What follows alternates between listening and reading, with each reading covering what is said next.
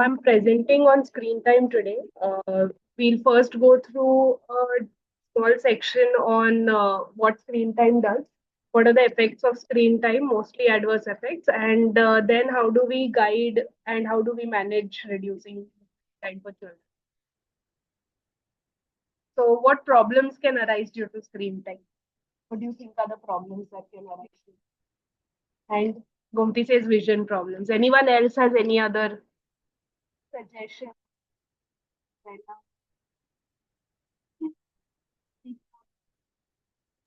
Sleep, sleep, Sorry, Vaibhavi, what did you say? uh, sleep. I suppose sleep also gets affected if Correct. And you're exposing yourself too much to the like, why screen. why do we tell the parents to show less screen? Like, what do the parents come to us with? Speech and communication. Less. Limit it. And did Vaibhavi say something? No, no. But I think the major complaint They is attention. Not being able to sit Correct. in one place. Yeah. Sitting tolerance, inattentivity, hyperactivity, lower grades in school, reading fewer books, less time with family and friends, not enough outdoor or physical activity, weight problems, mood problems, poor self image and body image issues, fear of missing out, less time learning with others and to relax and have fun. So, one side, so the most of the things that are happening on the left side leads to problems that cause the right side. So, if you see, screen time and sleep problems prevalent not only in children but also in adults. So, we have a reticular activating system, the areas that controls our sleep. So, ideally, in development, our brain recognizes light and visual stimulation as daytime and darkness and silence as nighttime. So, when you're constantly giving a lot of light, sound, visual input to your brain, it automatically does not want to shut down and go to sleep. That is why seeing screens before bedtime will increase your sleep problems. Lesser sleep leads to irritability, inattentivity, hyperactivity, which would lead to you not scoring well in school or doing well in your career. Um, Ultimately, it is giving you so much visual stimulation that things like books, puzzles, games become less interesting to children. So they will not like reading books. They would not like engaging with people because they're enjoying the screen more and they do not really want to put in the efforts to uh, interact with other humans like family, friends, anyone. Then they are if they are given screen time, then they're restricted indoor, and outdoor and physical activity goes down, which leads to childhood obesity, weight problems. When you don't have your physical activity, when you don't have interaction, your dopamine and other happy hormones go down, causing mood problems. If you have weight problems as a child, you undergo bullying in school, then it comes on self image and body image issues. When you are constantly not interacting with your peers, but your other groups or your friends are going out, then you have fear of missing out, because since you are not interacting, then even other people are going to stop inviting you or calling you, and then you'll have fear of missing out. And you spend less time learning and having fun with other toys, puzzles, and activities, and your relaxation time goes down because the child replaces relaxation with screen time. So the brain is not getting rest in any way. There's a small chart here to show like the major problems that we deal with. So parents come to us with lack of social interaction, less sleep, speech and language delays.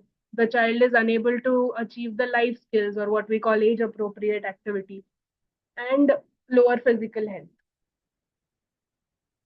So, what is an ideal usage for any child? Do you think there's an ideal screen time for children, or is there not?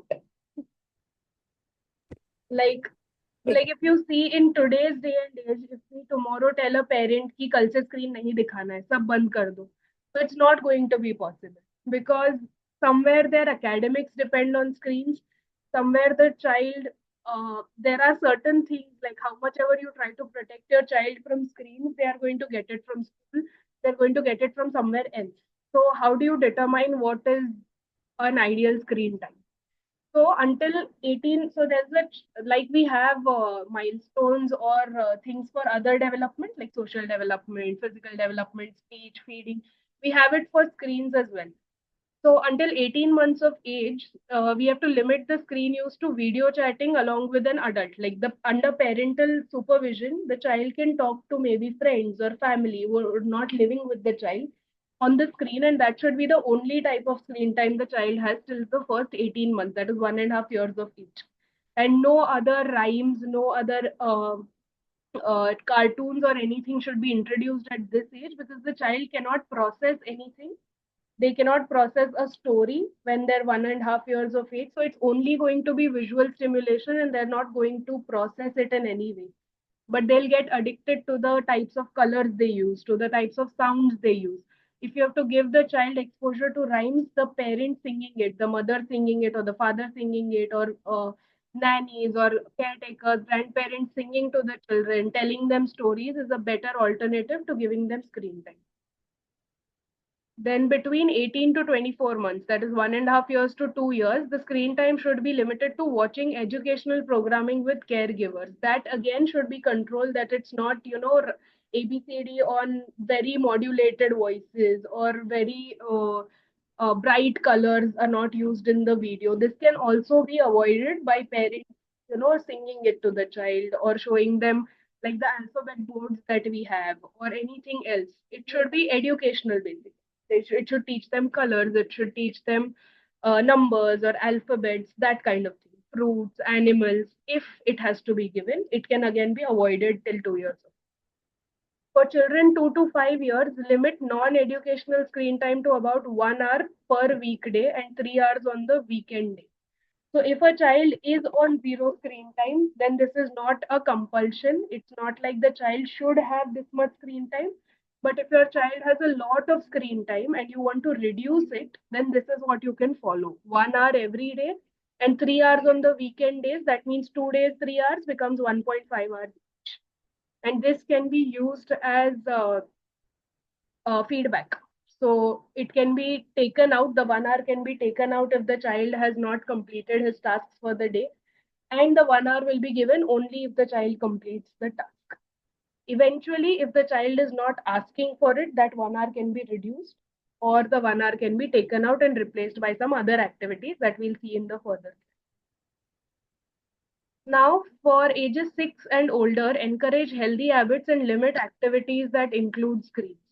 So, healthy habits, they mean physical activities, sports, gymnastics, dance classes, drawing classes. Encourage hobbies, encourage teaching them life skills like maybe cooking, maybe cleaning up, doing laundry. You can engage them in a variety of things rather than give them screen time. We have to turn off all screens during family meals and outings. Learn about use and parental controls. So, unsupervised screen time is a very dangerous thing. Children can go into a variety of problems because of unsupervised screen time, like watching sexual content or watching aggressive and violent content. So all this will not happen if you have parental controls. All the apps now have parental controls, from YouTube to Netflix. Everything has parental control. If the parent can physically be present, that's always better. Avoid using screens as pacifiers, babysitters, or to stop tantrums. Just when your child is throwing a tantrum, if you distract them using a screen, they are going to use it against you. Next time they want screen, they'll throw a tantrum, expect you to show them the screen, and then breaking that pattern is difficult. The screen is not going to be a babysitter. Just because you have work, showing the child screen does not work. Find other alternatives. For example, if the mother has to work in the kitchen, maybe engage the child in some peeling activity or cutting activity with safe knives. There are child friendly knives that are available. Maybe some sensory play with dough or some other activity. You need to engage the child in whatever you are doing if there is no other option. Or engage them in toys, keep them around so that you can keep an eye. But giving a screen just to replace a physical babysitter or a parent being around is not correct. You can't again give it as pacifiers. That is, when they're throwing tantrums, you cannot give them screen time. Turn off screens and remove them from bedrooms 30 to 60 minutes before bedtime. Like I said, because our brain doesn't perceive all these stimulation as night time or time to sleep, taking it out at least ideally 60 minutes before bedtime is important. If the child already has high screen time, how do we reduce it? So, to reduce our child's screen time, we have to establish clear rules and expectations. We have to create tech free zones in the house that if you're in this area, for example, dining area, then we cannot use any tech. Or if we are in the study room, we are not using screens over here for non educational purpose. We have to encourage alternate activity. We have to set limits on screen time and enforce them consistently. It's not like chalo ek din dekh lo koi baat nahi. It has to be consistent and strict. If it's 1 hour, it's 1 hour. It cannot be 1 hour 5 minutes, 1 hour 10 minutes. We can't let it go. And consider using parental control on apps. Engage your child in physical activity, hobbies, and spending time outdoors rather than on screen time. Now we are going to go through all of these things in detail. So when we say establish clear rules and regulations and expectations, so you have to have a daily or weekly limit. That this, for example, if you have a daily limit, it could be 30 minutes to an hour of every day. If some parents want to teach the children how to manage their time, you can give them 6 hours a week. It's on you. If you've seen 1.5 hour on day one itself, you only have that much left for the rest of the week. And then there will be days where it will be completely screen free because the child has not managed it well. So you can use it for other things as well, like time management. Then create tech-free zones. So designate areas in your home where screens are not allowed, such as the dining table or the bedrooms. Then schedule, correct. It's not only the child. We'll come to that, that you cannot practice or you cannot preach what you don't practice. You have to, whatever you're doing for the child, that has to be done by the parents as well, because the child learns from us only. And schedules, and it goes for grandparents, caretakers, everybody. It's not just the parents following will not help. Schedule screen free times. Have a screen free hour before bedtime, during meals, or on certain days of the week. So during these hours, engage your child in stories or engage in knowing how your child's day was. You can talk to the child, you can ask them about their routines, what is going on in their lives, and you can engage them without screen. Now, alternate activities. It's quite clear we have to engage them in physical activity. So we have to sign them up for sports, dance, other activities that promote physical activity and engagement. Explore hobbies. So when they are very small, it's very good to expose them to everything. You don't need to force the child, but you can expose them to everything, and then the child will pick up whatever they like.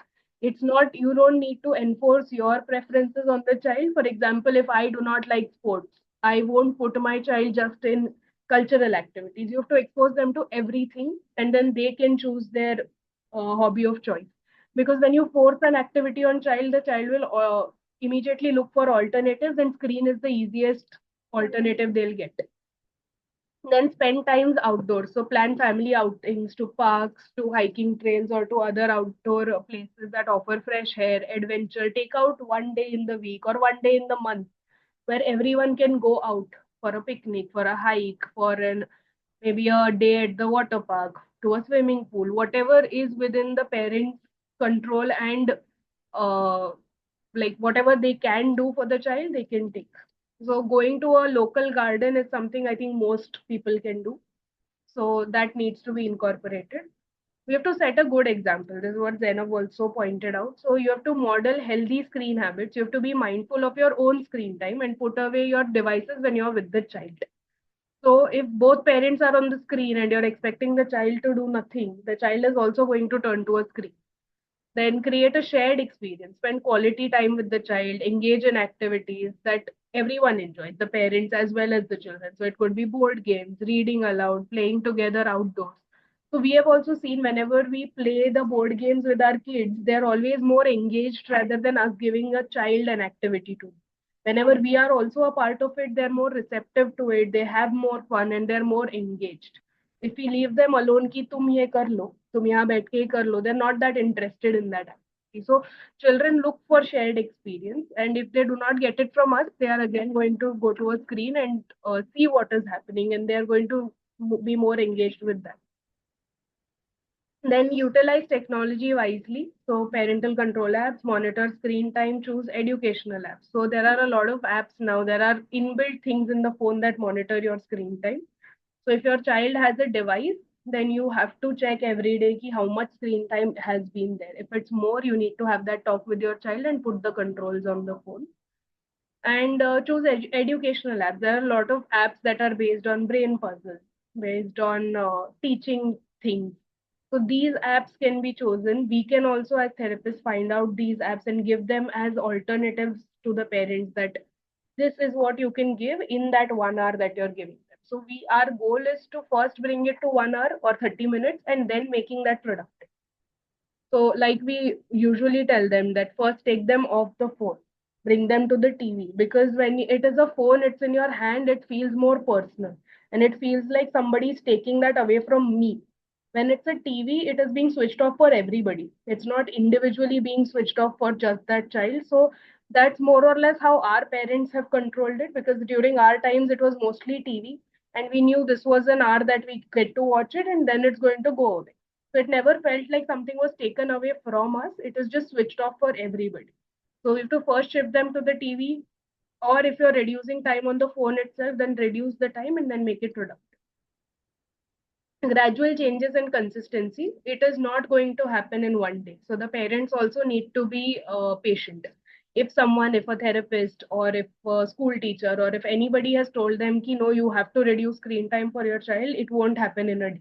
You can't one day suddenly get it from 5 hours to zero. You have to gradually reduce it and you have to be patient with your child throughout the process, and you have to give them the time to adapt to that change. And consistency. If you have achieved it, if you have gone through the process of reducing screen time over 2 to 3 weeks, then one day suddenly something happens and you give it away, it's going to go. So you have to be consistent with whatever you're doing. It might be small steps, but you have to do it every day and apply it every day.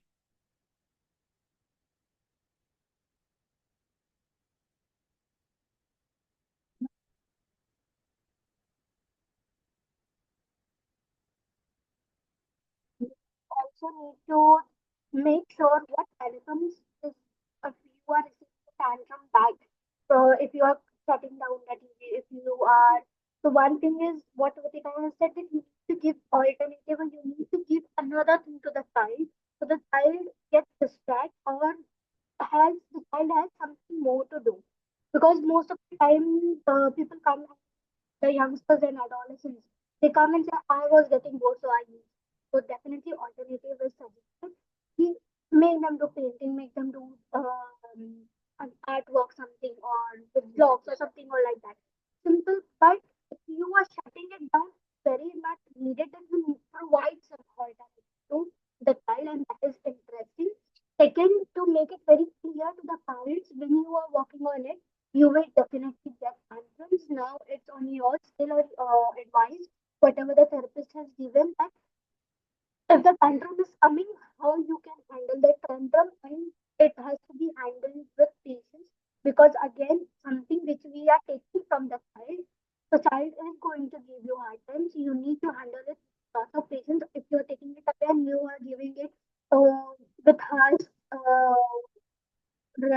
response, then it is going to be difficult for you also and for the child also to come to this process and make it achieve. So that was all. Zainab has already given her suggestions. Anyone else has any other doubts, or like this PPT is available on the laptop, so you can just go through the pointers, and whenever you're telling a lot of children, more or less the screen time has to be reduced. We know that, and which parents struggle with how. So we can just use a framework and we can just, try to understand. And every child's screen time and their reaction to it is different. So again, you have to go through that, talk to the parents, try different ways, and then slowly counter it. So that's all. Anyone has any doubts?